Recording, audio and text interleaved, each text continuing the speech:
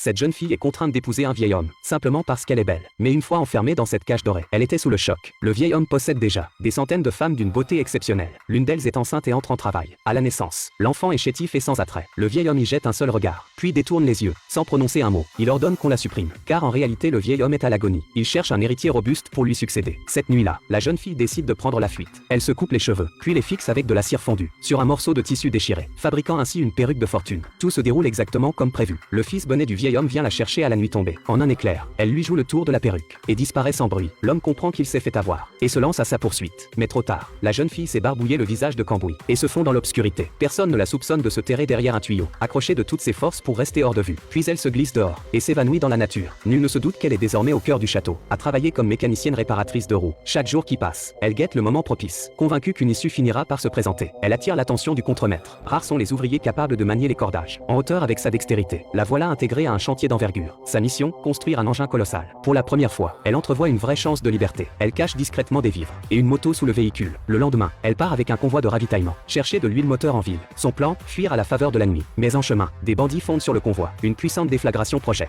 son sac de vivres hors de sa cachette. Pire encore, l'un des assaillants se glisse sous le véhicule pour y poser une bombe. La jeune fille l'aperçoit et l'expédie d'un coup de pied. Au même instant, quelqu'un à l'intérieur du véhicule manœuvre un bras mécanique pour neutraliser l'attaquant et sauver l'engin. Mais les bandits s'acharnent. L'un d'eux ouvre le bouchon du radiateur. La jeune fille grimpe aussitôt sur le moteur et le referme, attirant tous les regards sur elle. Et dans ce moment suspendu, son regard croise celui du conducteur devant elle. Sa véritable identité éclate au grand jour. Tout le monde réalise que c'est une femme.